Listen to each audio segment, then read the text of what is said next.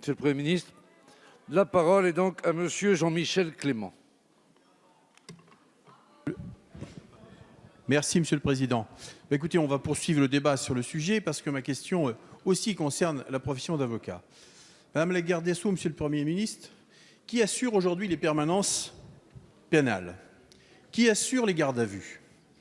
Quels sont les avocats dont les clients ont le plus souvent recours à l'aide juridictionnelle? Quels sont les avocats qui assurent la défense des personnes détenues dans les centres pénitentiaires? Dans la très grande majorité des cas, ce sont les plus jeunes avocats en début de carrière. Ils assurent une mission de service public essentielle, l'accès au droit et à la défense des plus fragiles et des plus démunis. Aujourd'hui, 100% des barreaux français sont en grève, tant en métropole qu'en outre-mer. C'est une situation historique et dramatique en même temps. Pourquoi? Parce que c'est toute la profession qui se mobilise pour assurer la pérennité de ce service essentiel pour nos concitoyens.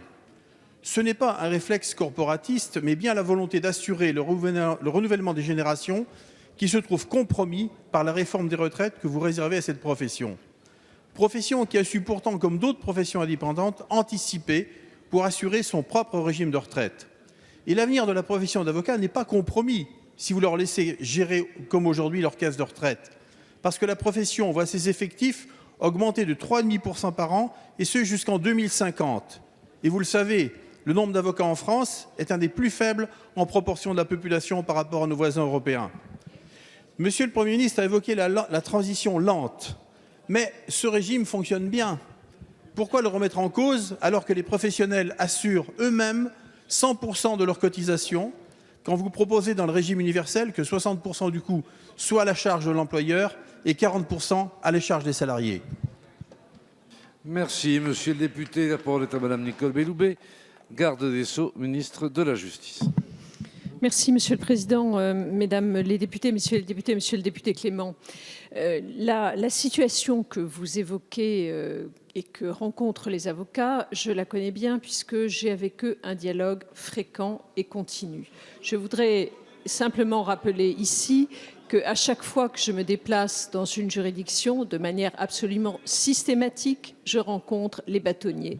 Je connais donc évidemment les profondes mutations auxquelles cette profession est soumise et je connais également et respecte parfaitement leurs inquiétudes. C'est la raison pour laquelle, sur la question des retraites, nous avons, depuis notamment le mois de septembre, engagé avec eux un dialogue. Je les ai reçus à plusieurs reprises et nous avons fait des propositions pour comprendre et pour essayer de pallier les difficultés auxquels ils craignaient devoir faire face. C'était un dialogue qui était un peu complexe, dans la mesure où les avocats ne souhaitaient pas, pour les raisons que vous avez expliquées, intégrer le régime universel. Mais pour nous, c'est une condition sine qua non. Il n'y a pas de régime universel si quelques-uns d'entre nous restent en dehors de ce régime.